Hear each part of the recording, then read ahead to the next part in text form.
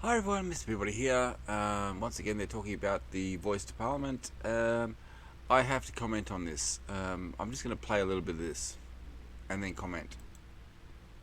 Yeah, I think it was an interesting result. The states that probably we thought were going to be really close didn't turn out to be close at all.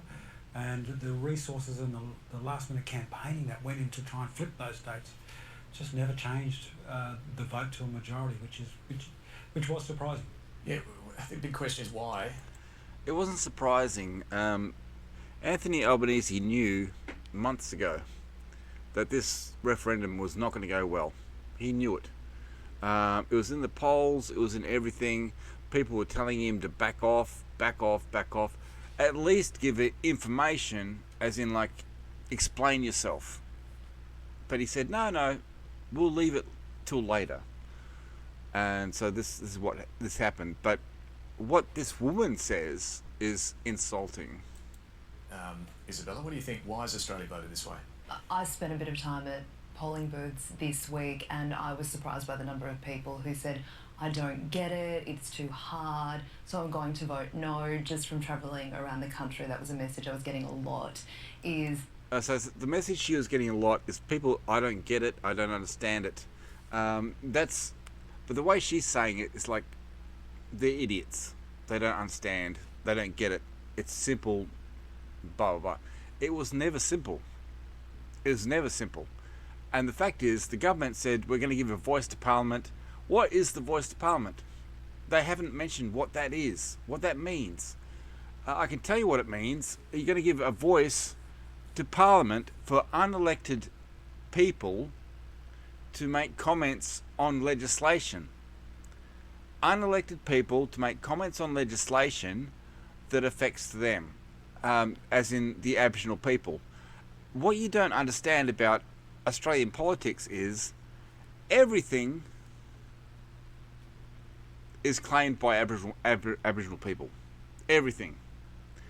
The whole country is claimed by Aboriginal people. So tell me what you can do in Australia that does not affect Aboriginal people. Nothing. You can't do anything. So one way or the other, you have to give reparation or, acknowledgement or blah, blah, blah. And a voice to Parliament, what was the voice to Parliament? She can't even tell you what the voice to Parliament would mean. But the voice to Parliament would mean that you've got a group of unelected people hindering the government.